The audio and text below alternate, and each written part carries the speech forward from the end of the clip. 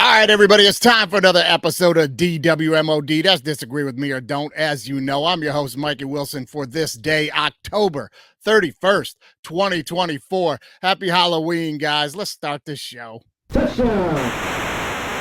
Ready? College football is now B1G versus SEC. Down. Put. If you ain't listening to All Right Bet with me and Andy St. Clair, you're throwing away money. Ready? All Lions fans drinking that Kool-Aid. Super Bowl. Hey, disagree with me or don't. That's how it works.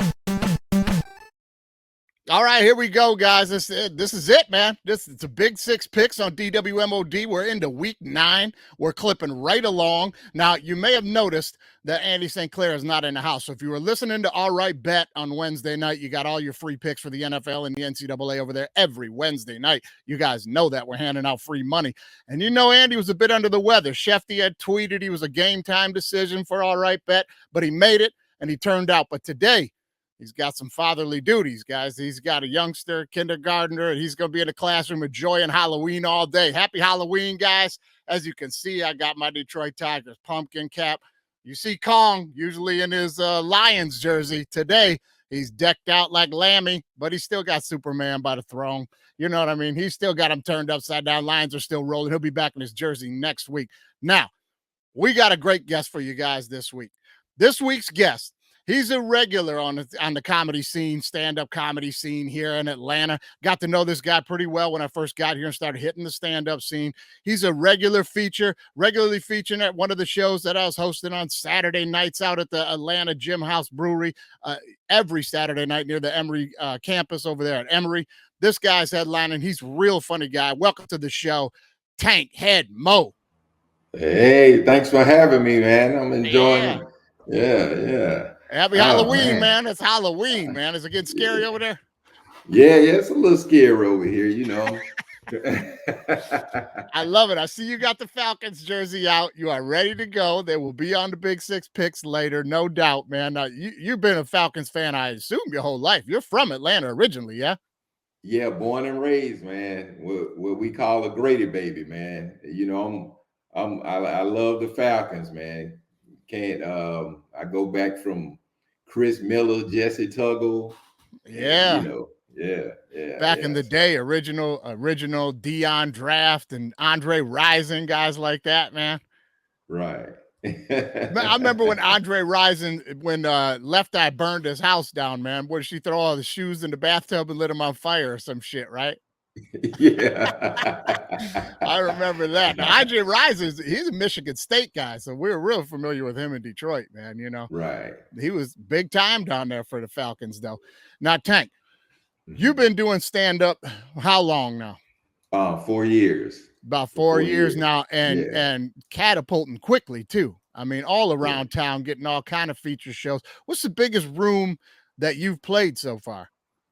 The biggest room that I played have to be the Miracle Theater in California, in Inglewood, California. Yeah. That's a big show, man. Traveling, hitting up, man. What was that like? Who was on the ticket that night? That night, you had it was like Josiah. It was a lot of big name comedians like Wade ahead of me, you know, and I was thrown into the fire with some comedians that was, you know, 10, 17 years in the game. Yeah. So you had Lester Barry there. It was his thing. It was for Sinbad. It was what you call it? Because when Sinbad was out, he was kind of ill, like a fundraiser type. Yeah, it was like a fundraiser for Sinbad at that time. Gotcha. So yeah, man, when I was a kid, Sinbad absolutely one of my favorites, man. Hilarious. I was a big Sinbad fan. I loved it. House Guest. I probably burnt that tape out, man, because I loved Phil Hartman. And when those two did that movie together, look, man, people could say it's corny or whatever they want to say. That movie's hilarious to me. Right, I love that movie, man. I love that movie. But Sinbad he was one of my favorites, man. Used to watch him on. What was the show that was the name is escaping me now. That was the spinoff from the Cosby Show. Different World. right? He Different was one world, of the yeah. teachers on Different World. Yeah. Right, right. One of the Yeah, man. professors. Yeah. Yeah. I used to love Simba. That's a big time show to be doing out there, man. That was pretty cool. That went well. Yeah, it went well, man. My first time ever doing something like a live production, and they were so professional up there, and it was a clean show, and it had some big hitters in there, man, and they, and just full of laughter, and it turned out well. That's awesome, man. That's awesome. It's cool when you get to be on something like that. I know what you mean when you walk in there and you're like, man, everybody in the room is like pretty established and a lot more seasoned. Right. And I can remember one time I was in a moment like that, and one of my turned out to be one of my good buddies in the business, Q. He pulled me aside and gave me one of the best pieces of advice I think I'd ever gotten because I was kind of new to it all. And he was like, Mikey, listen, man, just because people have been doing this longer than you don't mean they're better than you. Just go do your Correct. thing. And I was like, God damn, that kind of made some sense, because you just be in the room looking around and you're like, Right. oh shit, man, I don't belong here. This guy's been doing this like 15 years, but Right. That's so true, man. yeah, That's it's so true. absolutely Yeah. true, man. Absolutely true. So we're trying to get another one going like the gym house, the brewery, man. We're going to get another show like that going. We're absolutely going to have you back out on that, featuring and stuff like that. That's a great little spot over there. We're going to try to segue that into something else. What else you got going on the docket right now, man? What are you working on? Right now I'm working on getting on the show on December the 6th. The one that comedian Sir Jeff is Oh, throwing. cutting loose. Yeah, cutting loose. Yeah, with the Cutting Loose podcast. Yeah, cutting loose. So I'll be on that show on December the 6th. And Yeah, yeah. So, and then there's some other things I'm trying to work on away from, outside of Atlanta, like going up to New York and doing some features up there. So I'm working on some stuff behind the scenes. that's going to be great, man. Hitting the road, getting out to New York, stuff like that is great. Yeah, Sir Jeffrey, he's got it going with Cutting Loose Entertainment, which I Right. guess no better time than the present to announce this. We haven't made an official announcement yet, but then since you brought it up, we are moving DWMOD over to Cutting Loose Entertainment. We've been in talks with Oh, Jeff, and we are moving all three shows over to Cutting Loose Entertainment. We're working that out right now as to how they're gonna be putting them up and producing them, but the show's getting picked up and moving over there. So we'll be doing regular DWMOD, which is Big 6 Picks during the season. Wednesday night's All Right Bet. There Monday night, we're going to be doing the live action show, which is a term for gambling. We're doing live action live during Monday Night Football, Thursday Night Football. So we're going to be ramping it up, man. You're going to come back out and beyond that, I assume, yeah? yeah, that's good stuff, man. Yeah. Yeah, definitely be out to support and be a part of what's going on. Yeah, man. Yeah, That's gonna be a lot of fun, man. We're trying to get everybody out to some live events and do it pretty quickly, man. I got to tell you, like the first couple times that I saw you doing some comedy, and I don't mean just like open mics. I mean when I saw you actually doing some features and things like that, like your comedy style is it's just so like it's real. You know what I mean? Like when you're talking about real situations and you have this ability, like some comics just go up there and they're just talking as themselves. Like we're having this right, conversation right now and you're pretty laid back, low key dude when we're just talking at the bar and shit. And then I saw you get into character up there and start right. hammering it home. And I was like, oh, this is a whole different thing, man. So was that something that was natural for you from the beginning to like have an alter ego on stage? Because some Correct. comedians, either you're yourself or you have an alter ego. You know what I'm saying? So how did you land on that? Right. Yeah. It's just come natural. I just kick in the tank head mode. It's like I get kick into who I vision that tank head mode is. It's a character I created. It's me, but it's my way of presenting to people. How I want to present it. In a funny way, but yeah, it's like something just take over me when I'm on stage, and I just do it in my way with the different voice changes, and Yeah, but man. It's I'm telling you, I was surprised, man, because I talked to you a lot and yeah. seen some open mics just working material and stuff. And then when you Right. got up there on the feature, and I was like, oh man, this is a whole different thing, man. But it's great, man. It's great. Like Right. you Thank dive you. right into it, comes across very natural and genuine. The things you're talking about, you obviously you can tell. That's the kind of comedy I like too. You know what I mean? Like Right. there's some guys are real good at crafting jokes, and then some guys are just really good at just genuinely talking about their thing. And then you Right. found a way to like genuinely talk about your thing in character mode. I don't know, man. I Right. love it. I love it. I'm a big fan. It's funny stuff, man. Yeah, I appreciate that, man. It's a lot. It's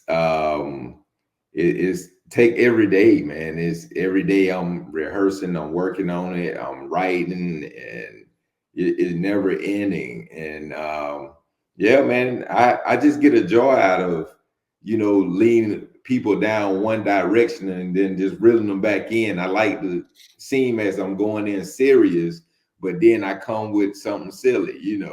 Yeah. So it's Oh, yeah, so I definitely. like that.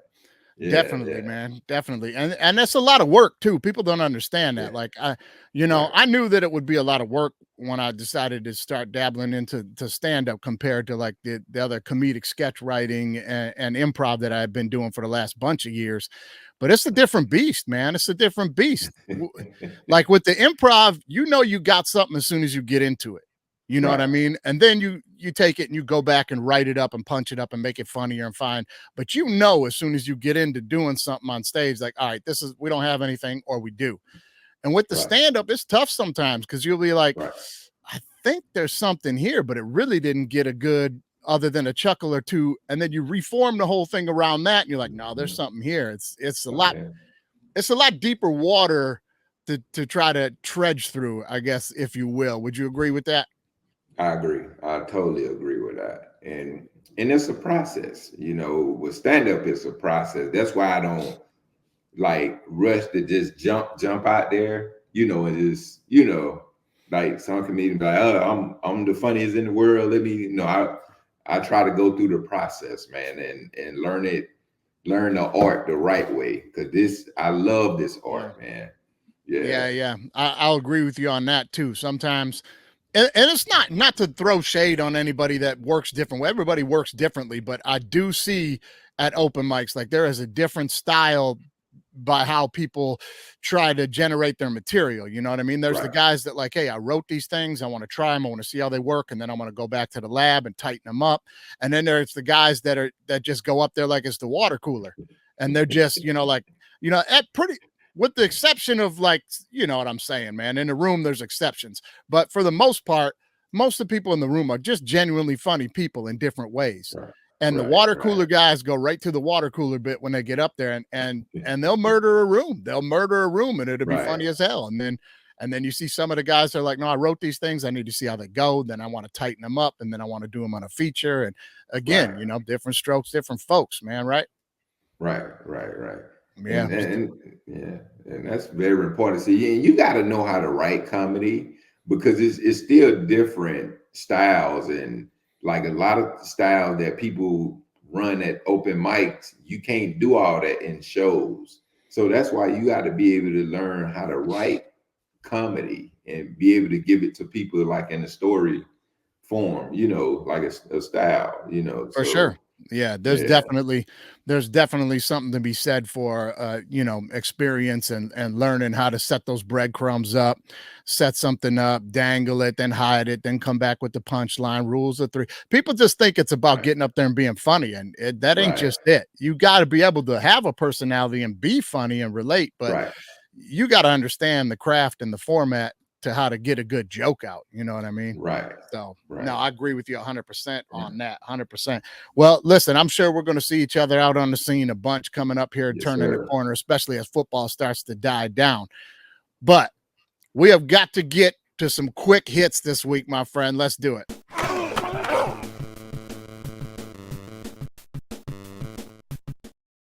All right, the Indianapolis Colts have named Joe Flacco the starter moving forward. They're I guess the news is referring to it as they're benching Anthony Richardson, but I don't see it that way, and I'm interested to see what you have to say about it. he's been struggling and he hasn't been getting better. And they have invested a lot of money into this kid, and he's their future. And he looks like it could be a bright one. I feel like the front office is going, hey, we got a chance to get to the playoffs here. Flacco gives us a better chance to win right now. And Anthony can learn from Flacco for the rest of the season. Let's take the pressure off him and go with Joe, at 39 years old. I mean, what's your take on it? Yeah, I agree. Flacco is proven, man. He's won a Super Bowl as I can remember. I think with Philly or something like that. Joe Flacco. Baltimore. Yeah, Baltimore. Sorry. Correct. So Flacco, he's a winner, man. So I totally agree. I say set him and let him learn behind Flacco and let Flacco take the rim. Yeah, some of these quarterbacks, you got to quit just running them out there right after the draft when they're not ready. I mean, if you got a guy with pedigree like a Peyton Manning or something, and even he struggled out the gates, okay, that he can handle it mentally. But a kid like Richardson, he had only started like 8 games in college. You can't just throw him into the league. Right. I mean, he's going to be a bust if you do that. I think this is better for the kid, and I hope he sees it that way too. Now, let me ask you this. At 39 years old, they think Joe Flacco could take him into the playoffs. Now, in the history of the NFL, there's been 4 other quarterbacks that were 39 years or older that took their team into the playoffs. Can you name any of them? Let me see. I mean, there's a couple that are pretty obvious. I would say had to be Peyton Manning. Nope, not Peyton Manning, but the other guy you're thinking of, they had a bunch of battles in the AFC championship games, and this guy won a lot of Super Bowls. Yeah. Tom Brady.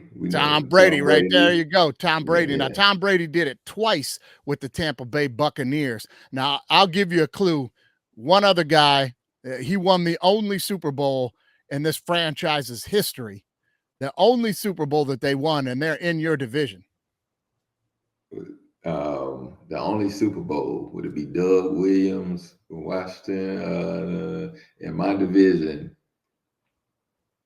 Is it Carolina? Probably pretty heated rival to you guys, I would think. Here we go. It's Drew Brees. Drew Brees. I wanted to say Drew Brees, man. Drew Brees took him to the playoffs. Drew Brees took. Now, this next one's going to be real old. I had no idea about this one. You probably won't either. I'll show you a picture, but it's an old Oakland Raider.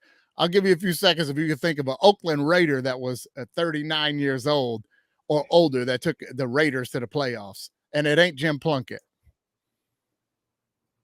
Oakland right? Raiders? It's a tough one, man. It's a tough one. Here you go. Take a look at that.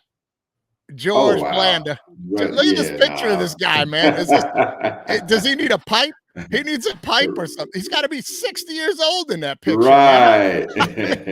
He looks so damn old, man. And the last guy was one I did know and I did guess because I knew the expansion Tampa Bay Buccaneers went to the playoffs with. Steve DeBerg. Old school Steve DeBerg took the creamsicles to the playoffs when he was 40 years old. But those are the only guys. Those are the only guys that get that done at 39 or older. So it's going to be an uphill battle for the Colts in that division. No doubt about it, man. I'm not sure they can get there, but maybe. We'll see. I don't know how that's going to end up.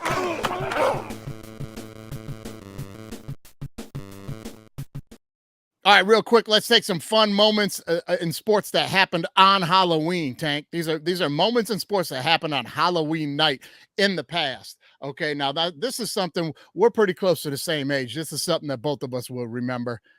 The Minnesota Timberwolves and the Orlando Magic joined the NBA with the expansion draft in 1991 on Halloween night. Can you believe that, man? Wow. That's old, right? Like I was looking at that, made me feel old, but I remember those teams coming into the league, man. Right. I don't even know. I think if I had to guess, I should have looked this up so we know. I don't know who the Timberwolves took, but I want to say if I had to guess, gun to my head, I think the Magic took Scotty Skiles in that draft. I think that sounds right. The old white point guard, the short, chubby dude that was bald. He was on the team with them when Penny came in and Shaq came in. He was kind of like the off guard that would run the ball a little bit sometimes to get Penny free. Yeah, Right. I think it might have been Scotty Skiles. But here's a better one for you. Here's a better one for you. On this day, October 31st in 1971, Willie Mays hit his last major league home run. Yeah, Right. that's crazy, Wow. man. That's That is crazy, man. crazy. So Yeah. there's a couple of little fun tidbits for you guys. Quick hits for Halloween, magic, and sports.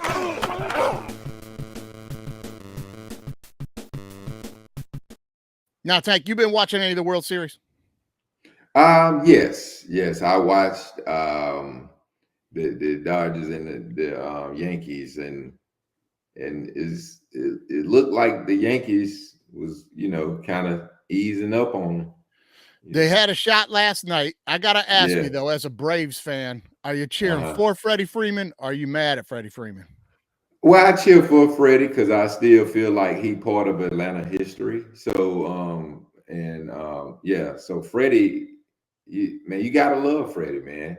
Even though he left and he's in LA, but he's still Atlanta, man. I mean, he just get that pass because he Yeah, done a lot for the city. So yeah, it throws me off when I talk to Braves fans and they like hate on Freddie Freeman, and I'm like, now wait a minute, he didn't bounce on y'all. right, He wanted to stay a Brave and made very vocal he wanted to retire a Brave, and the Braves said, "We think you're getting older and we ain't paying you," and they wouldn't give him the money, so the Dodgers gave him the money and he left. And like the first game back against the Braves, like he was crying on the field and shit. Like this guy right, loved being a Brave. I don't understand people hating on him, man. Front office, right? right. So it was. I never understood that either because I mean, Freddie did so much here, man. He held us down, until Acuna them got here. So yeah, Yeah, that's I mean, yeah, Bridge after Chipper Jones and stuff like that. Just a Chipper great, Jones. great Brave wanted to stay. Front office wanted to let him go, and they made a mistake on that. This guy A just huge mistake. set the record for most consecutive World Series games with a home run. He's the World Right. Series MVP. Congrats to the Dodgers. Listen, they won the World Series last night, and I know you guys are going to hammer me on social media because all year long I was saying, if you think the Dodgers are winning the World Series this year, you're crazy. I said there's no way they're winning the World Series because I follow baseball every day. And we covered it on a couple of weeks ago on the show, Tank, but quick refresher for you. The Dodgers were a team that the pitching was no good and the lineup was hit or miss. Either they were bombing homers or they weren't scoring. And when they were scoring, they were giving up a million runs. They get in the playoffs. This pitching staff holds together 33 and a half like scoreless innings. These pitchers come out of nowhere. Walker Buehler, who closes out the World Series last night, pitches fantastic in the Right. playoffs, had like a 12 ERA this season. And in the playoffs, the big three, their three MVPs, Freddie Freeman, Shohei Ohtani, and Mookie Betts, through the first bunch of games were collectively like 4 hits for 45 at bats. But then they started getting home runs from like Kike and Muncy. And I'm like, they just got super lucky and super hot at the right time. But kudos to them, man. They won the Right. World Series. But this is going to take us into my favorite segment of the show here, Tank, and it's Knock It Off. All right, everyone, time to do me a favor and knock it off. Okay, so the World Series is in New York. Now, did you see the play the other night with Mookie Betts when the guy tried to rip his glove off? He go over to catch Yeah. the foul ball. He tries to rip. The guy tries to rip his glove off. Here's the Right by Torres. Betts in the corner. Does he have room? Fights with the fan. Look at that guy. That guy's grabbing at his glove like crazy right there, okay? Interference. So I mean, watch when they close it in here first. for the close-up. And yeah, Betts has that ball Look at in this his dude. glove, and this fan literally tries He's to take pulling, his glove he's off. ripping my man. Throws the He's ball out ripping the there. glove off. The other guy's grabbing his hand he to won't be stop watching him. the game much Are longer. these clowns? Who are these two clowns, man? Are these impractical jokers showed up to the game or something, man? Right. I think he was an ex-hockey player. That's what a hockey player do. They steal balls. So They say, yeah, right. They said something like that. I'm like, and I'm watching these two guys go at it, and I'm like, now listen, that ain't no Broadway pickpocket there, man. That's a Bronx mugging. Them two guys knew what they were doing, man. And the funniest part to me about it was here's a close up. Here's a close up of, well, here's a picture. Look at this picture now. Okay, so we see that one guy's laughing as he's trying to rip his glove open. And then the guy on the right is like a dad teaching a 5-year-old how to do something. He's like, no, like this, man, like this. Like rip the glove open, like you rip his glove open like this, man. Look at these two clowns. Like it was rehearsed or something in that photo, man.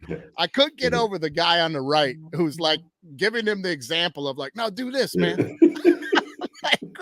They're mugging Mookie Betts. But my point here is, this is not the first time this has been an issue for the Yankees in New York. We all remember this play in the 1996 playoffs when Baltimore was in New York. And watch this. Loaded in the 7th. And 2 runners in both the 5th and the 6th. In right field, Tarasco going back to the track, to the wall. And what happens here? He contends that a fan reaches up and touches it. But Richie Garcia says no. It's a home run. Here comes Davey Johnson. Now, this is crazy. I'm going to show you a close-up of it now. We're going to take a look at a close-up of this. Is what Yankee fans do, man. And at a young age, this kid's probably 11 watching. That ball was not in the seats. It's okay to catch it if it's over the wall, but if it's in the playing field, then it's not allowed. You're not allowed to touch it. And you can see that ball is touched right there.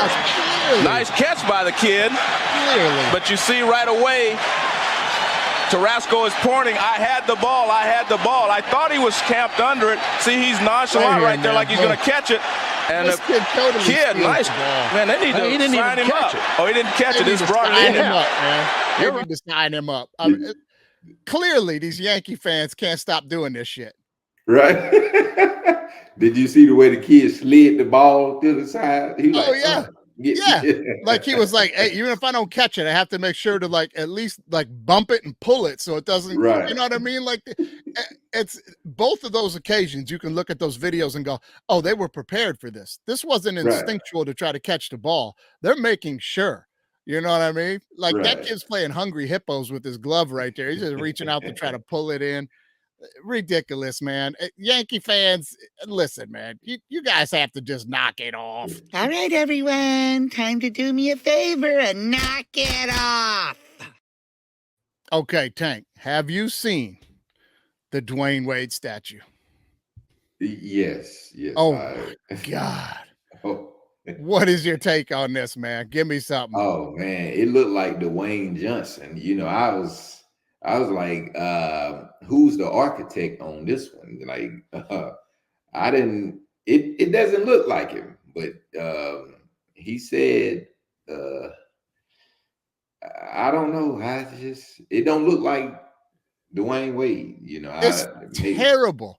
When they unveiled this thing, Dwayne was like, he was so professional about it. I got to give him credit, man. They pulled the sheet back on that thing and everybody's gasping. And he was just kind of like, who is that? I mean, he played it nice the rest of the night. Now, here's what the statue looks like. Now, look at close at this picture, too, because it's not just the face. What is with the stance that this thing is in? Look how awkward this is. Look how awkward that is, man. He's up on the 1 foot. This thing looks terrible. Now, first of all, before we get to the face of this thing, because that's where all the jokes are at. Right. But to me, one more quick look at this thing. It looks like a marionette puppet without the strings. You know what I mean? It looks like a puppet. Like, look, right here. This is what it looks like to me. This is what it looks like to me. Right. What is with that stance right now? Here's what the face looks like, Tank. What is that? That's weird. Now, the obvious jokes that were rolling around the internet immediately were Duke from Rocky throwing in the towel on Apollo, right? There you go. That's Duke from Rocky throwing the towel, man. And, you know, he killed Apollo. Now, and then the other one was legend zombies, you know, fighting Will Smith. Yep, that's a good one too. That's a good one too. That's what they look like. Now, I came up with another example. I want to know what you think about this one.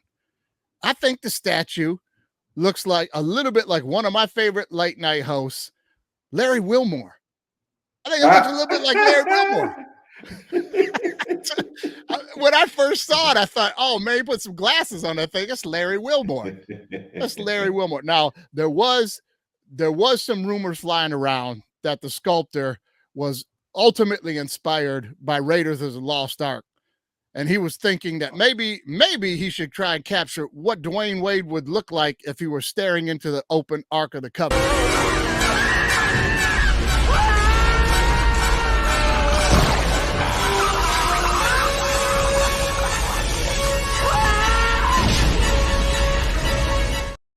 Too many late, man. Too many.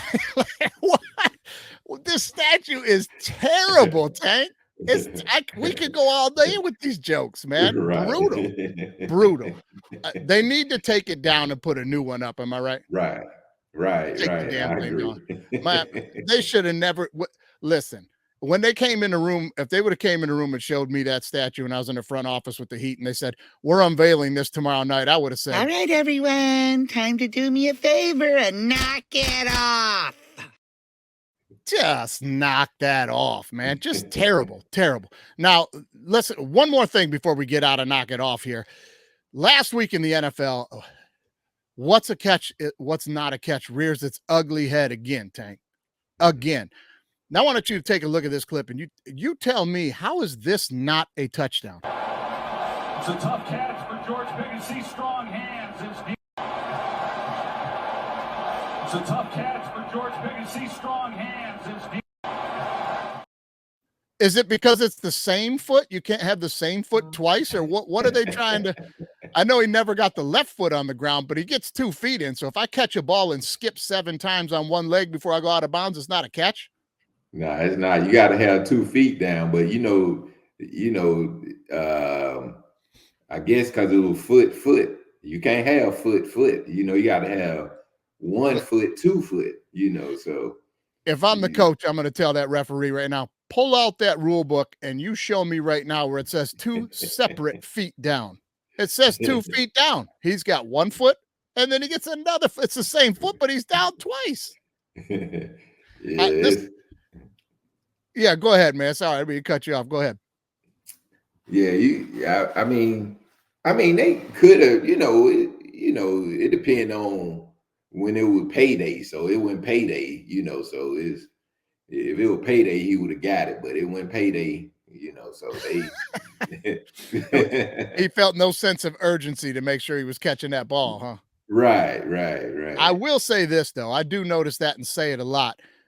These guys do not sell out to catch these balls like they used to back in the day. These guys now, they're brought up on, I'm not dogging them. I'm saying they're just brought up in a different time, and everything's social media. Everything's flash. Everything's how crazy a play you can make for the highlight. Everything's go up with one hand and try to one-hand it when you can clearly get 2 hands on it and just catch the damn ball. And this we see a lot. It's a tough catch for George Pickens. Strong hands. Now, back in the day, that wouldn't even have been an issue because somebody would have just dragged their toes and gave up their body. I mean, right? They would have just gave up their body on that back in the day, right? Right. See, it was about the great iron back then. Yeah, these guys nowadays, it's like that. Even on the sideline catches, it's like they're just trying to keep their feet, and they constantly don't make the catch and get out of bounds because they're trying to stay up. And it's like, just put 2 toes on the ground, reach for the ball, and be an athlete and hit the ground and roll. Right. I mean, just as an athlete and somebody who understands injuries of an athlete, I'm telling you right now, you are way more likely to hurt yourself trying to stay up than you are just going down and rolling. Correct. Way more likely. Blow a knee out. You know what I mean? Malik Neighbors a couple of weeks ago, right? When he tried to stay up and then he ended up losing his balance and smashed his head off the ground. Concussion. Right. Like Tua is a good example, right? Like he don't know how to fall and he's trying to keep his balance and then he's banging his head off the ground. It's like, my man, just tuck and roll. Right. I don't understand it, man. I just don't understand it. You guys just be the athletes that you are and just tuck and roll. All right, everyone, time to do me a favor and knock it off. All right, Tank. Now, before we get to the next segment here, I got to ask you, when you're tailgating, what's your beverage of choice? What do you have? Tailgating. Well, I like old fashions. Okay. But at a tailgate. Yeah, you can just bring the little, the sours and stuff, and fancy. All right. But for as a cheap beer, I drink a Modelo or something like that. So some beer, something, but it's early in the morning and you're tailgating. Well, listen, here on DWMOD, our tailgate beverage of choice is this. Brass monkey, that funky monkey, brass monkey junkie. That's what I'm talking about, Tank. Well, we're tailgating. The DWMOD tailgate is full of our favorite tailgate drink. That's a Brass Monkey Way with the official beer choice of the DWMOD podcast. That's old English 800 with a splash of orange juice. Forget the mimosas. You're going to get the heartburn. Yeah, look, old-fashioned delicious, but you can't sit around and have 5 or 6 old-fashions. You ain't even going to make it into the game. You need to get yourself a couple Brass Monkeys, Tank, and just get juiced. You know what I mean? Right. Let's get going with that. Thank you to Old English 800, the official beer choice of DWMOD podcast. Now, guys, that brings us into this week's ULM report. Now, Tank, my son is playing for University of Louisiana Monroe. They're having a historic season this year. And this week, the game heads to Marshall. Marshall, good football team right now. But quick recap from last week.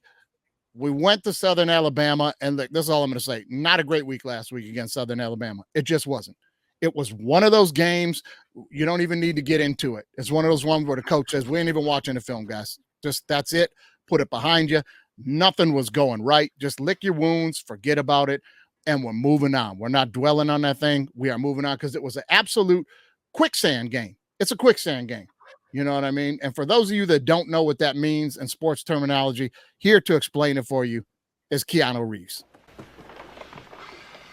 You're playing, and you think everything is going fine, but then one thing goes wrong, and then another, and another. And you try to fight back, but the harder you fight, the deeper you sink, until you can't move. You can't breathe. Because you're in over your head. Like quicksand. Man, that's probably one of my favorite. I love that movie. I think it's funny, but that is one of my favorite sports analogies, man, because that is so true. When you're playing in a game and things start to go wrong, you start trying too hard and you start making more mistakes. And before you know it, you're in quicksand, man. You're in over your head and you're just going to get blown out. And that's what happened last week. So moving on. This week, road game. We're at Marshall, Tank. And I'm going to tell you right now, don't be fooled by Marshall being 4-3. The Warhawks are 5-2. Marshall is 4-3 right now, but that's with losses at Virginia Tech and another loss at Ohio State. It's a good football team and tough to beat at home. But listen, 10-point dogs. ULM is a 10-point dog in this game.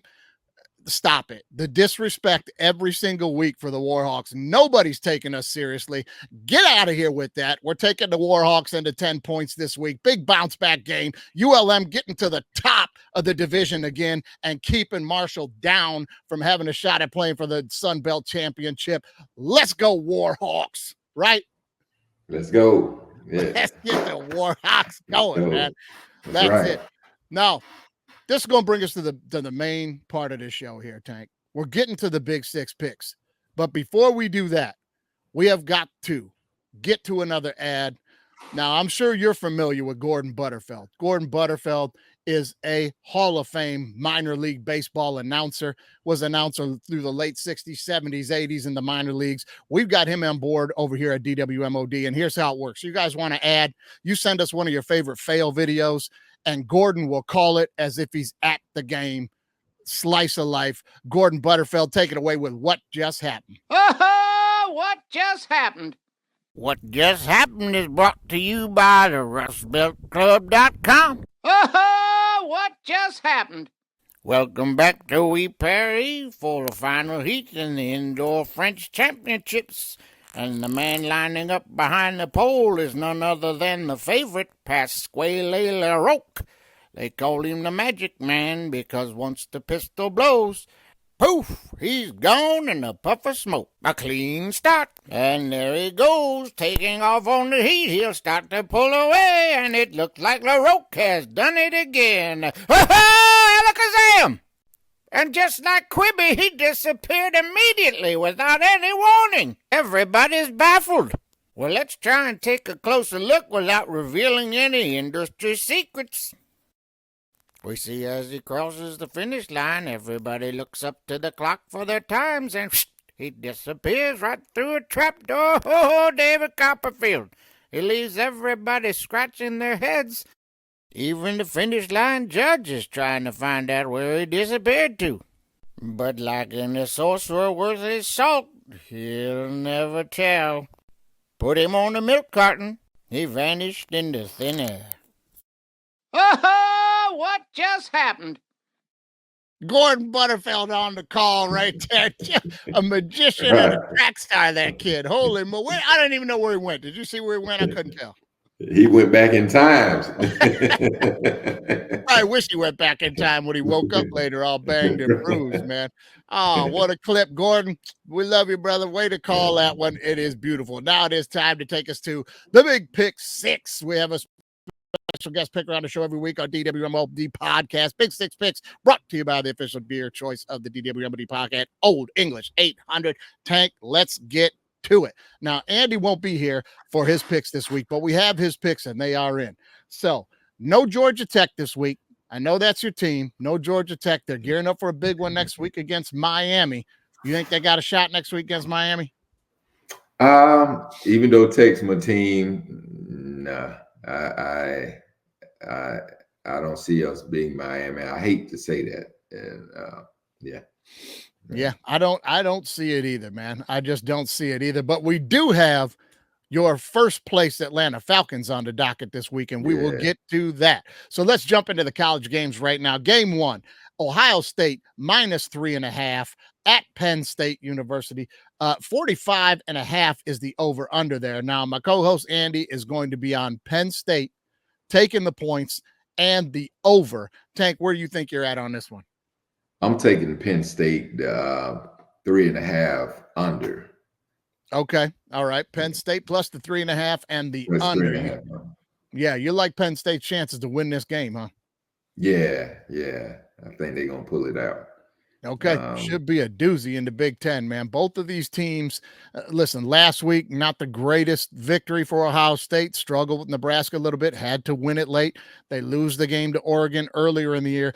Penn State rolling. Only really been tested in a close game, I think maybe one time this year.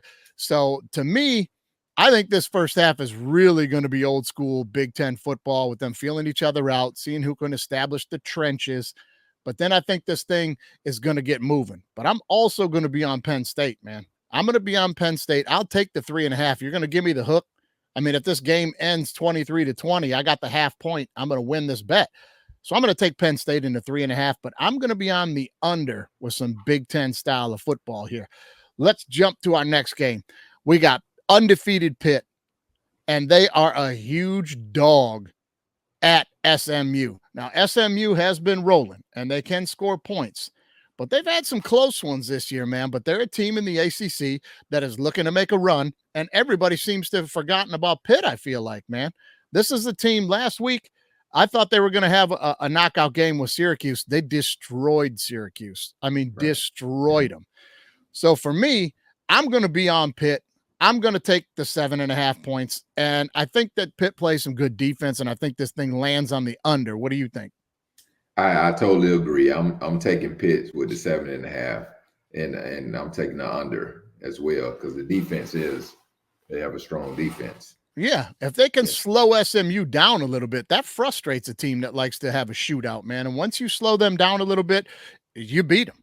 You beat them. I mean, I saw it in person a couple of weeks ago when James Madison rolled in scoring 50 points a game into ULM, and ULM's defense held them to 19 points, frustrated them, ran the football, held the ball, and won the game 21-19 and knocked out their 12-team playoff dreams. You know what I mean? So I'm a defensive guy.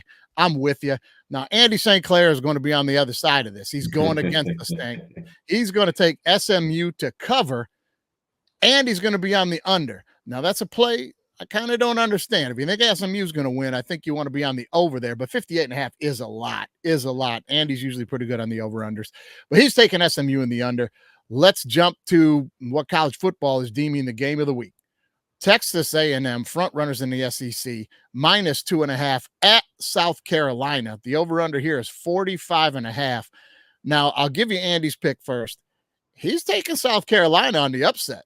He's taking South Carolina on the upset, and he thinks it's going to be over 44.5. What do you think, man? I agreed. I'm taking South Carolina plus 2.5 over. So I totally agree. It's going to be over the 44.5. Yeah, I'm not going to disagree with you guys on the over at all. And I'm telling you, as you heard last night on All Right Bet, I'm taking South Carolina on a lot of money line bets as the underdog to win this game. South Carolina's good, man. They're good this year. They've lost some very tough games against the best teams in the SEC very closely. Texas A&M, as Andy pointed out, not always great on the road. Great home team, not always great on the road. But after last week's big win and it only being 2.5 points, I'm going to go against you guys here. I'm going to take Texas A&M. I'm going to take Texas A&M to win this game by a field goal, which covers the spread, and I'll also be on the over. So we're going to have a little difference there. Let's jump to the NFL, and I know you're chomping at the bit to get to that Falcons pick. We're going to hold that for the finale, and we're going to jump to my team, the Detroit Lions.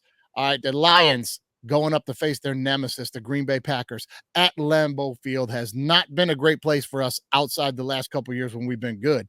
Lions minus 3.5 at Green Bay. 48.5 is the over-under. Tank, who you like in this one? I like the Lions. Taking the 3.5 over. Yeah. Smart play on that, man. You got the hook.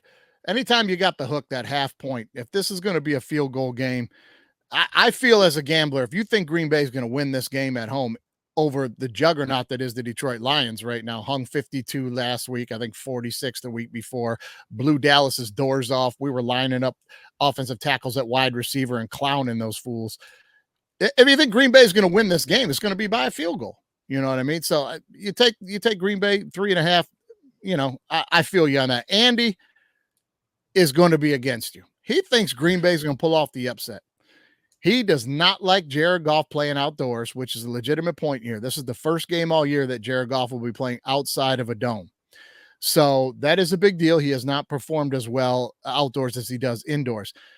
But Tank, this is October, man. This isn't Lambeau in December, right? I mean, it's going to be sunny afternoon up there. Listen, give me the Lions by 100.5. Give me the Lions by 100.5 points, man. I'm all over my Detroit Lions to cover this one and the over. Andy and his Green Bay over. No, thank you. Beat it, man. Knock that off. Let's jump to the Rams. We got the Rams -2 at Seattle. The over-under here is 48.5. Now, I'm going to tell you right now where I'm at first. I'm going to be on the Rams here. I stated this last week. If the Rams could pull off the victory last week, that they had their next 4 games lined up to get rolling. So last week they pulled off the upset. They win the game. They're 3-4 now, and their next 4 games are extremely winnable. And I think the Rams are going to win this division. I think they're going to go from a losing record to beating San Francisco, winning this division. Matt Stafford is hot as hell. Give me the Rams -2 and the under. What do you think, man? I agree with you on that. I'm taking the Rams -2 and the under. I think they have a good offense. So I really, I take the Rams -2 and I'm taking the under. Yeah, they're getting the receivers back. Puka Nacua, Cooper Kupp. These guys are coming back. The Rams defense has been holding them in games. Stafford's becoming red hot and proving if he's not one of the top 5 quarterbacks in the NFL right now, I don't know what I'm watching. This guy's phenomenal, and nobody gives him the credit he deserves. Every week, he's single-handedly keeping them in games, taking big shots in the pocket, delivering the football to nobody. His whole receiving core has been out the whole season. I'm with you, man. I'm going to be on the Rams and the under.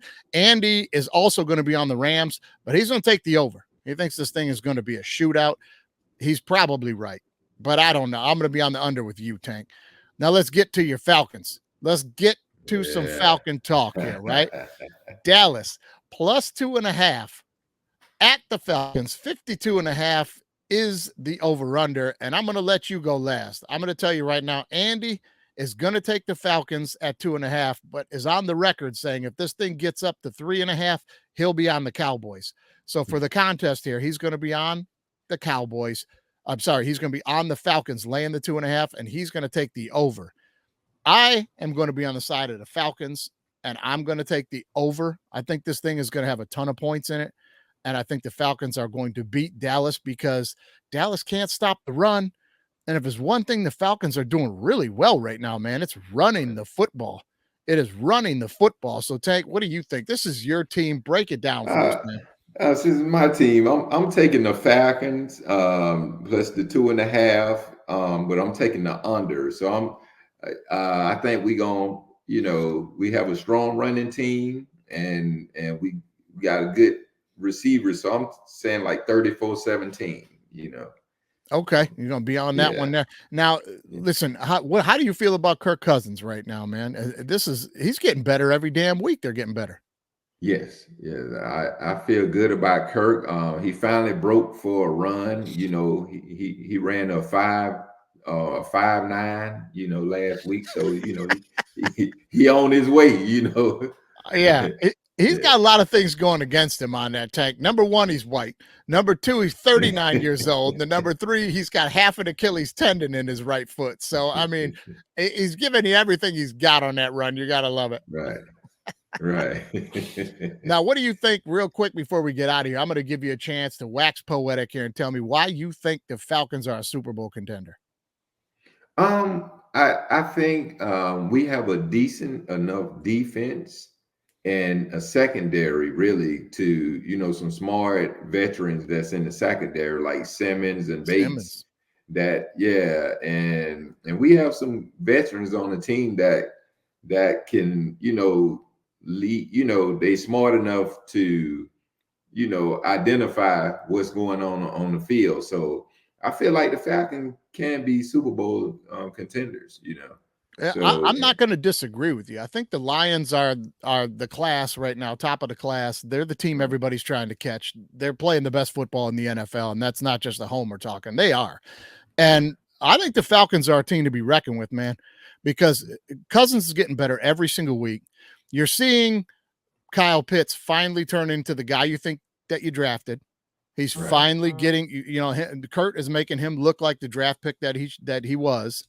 He's starting to spread the ball around a little bit. And when you're hammering the ball with Algiers and Bijan and you got the good play action going, that's Kirk Cousins' whole career, man. And he's getting more comfortable in the offense. It's a problem for guys. And as the defense, as you say, they got the veterans. And as they start to get a little more healthy, Simmons has even been banged up. Down the stretch here, he's going to have an opportunity to get a little more healthy. I listened to a lot of the sports talk here. Everybody's bagging on Judon like, oh, man, this didn't work out. He doesn't have a lot of sacks yet. This is a guy coming off missing a whole season from tearing his pectoral off his chest. I mean, NFL injuries, usually you see a guy in the second half of the season start to become more comfortable. You know what I mean? You're coming back from that thing. You're kind of favoring it. You're kind of, you're in this mode where you're protecting it a little bit and trying to get that mental confidence back. And you usually see that in the second half. I'll be shocked if Judon doesn't double his production in the final 7-8 games here, man. What do you think that's possible? Yeah, I think it's possible. I think Judon, I think his game is going to, like you said, in the second half, you're going to get to see the Judon that you known from New England. And, and he's going to be good down the stretch. So I totally agree. Yeah. I think the Falcons are going to be a team nobody's going to want to play in the first round of the playoffs. I took a ticket on them in the beginning of the season to win the South.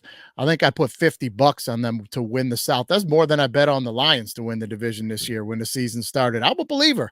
I think the Falcons are a good football team, but I got my big money on Lions to win the Super Bowl now. Lions to win the Super Bowl. Come on, man. We never even been to one, man. We got to get there. We got to get there, man. It'd be fun if it was Falcons, Lions in the NFC Championship game, man. We'll have to get together for that. Yeah, that would be nice. That'd be great, man. Well, listen, man, I got to thank you not only for coming on the show and doing the show this week. You. I also got to thank you for just how warm a welcome you gave me when I first got to town here in Atlanta, and how cool right from jump you were to like telling me, hey man, here's this thing, jump on this Discord thing. Here's where the other open mics are. Why don't you come out this night over to this place? I mean, you know, you don't get, I say this all the time. You don't get that in a lot of other cities, man. You don't, especially like out in LA, people are protecting their own and everybody's kind of nice to your face, but fuck you kind of attitude. Right. Sometimes they don't want to help you, but it's different here in Atlanta to an extent. Right. And especially guys like you and Sir Jeffrey and guys that I met when I first got here. You know, I really, man, I owe you guys a lot. I'm very thankful to you guys for how warm a welcome you gave me when I got here. I appreciate you, man. Yeah, same here, man. Same to you, man. You always been a good guy, and you know, gave me that same energy. So yeah, appreciate you always it, man. gave me that. Yeah, so appreciate it, man. Big things to come. Now, I'd say I'll see you out at the Tin Roof Murder Room next Tuesday, but it's gonna be election night. I think there's gonna be some better comedy on TV. Right. I think I'll be tuning into that, man. Right. All right, Tank. We'll catch you next time, bro. All right. Yes, sir. Touchdown. Ready?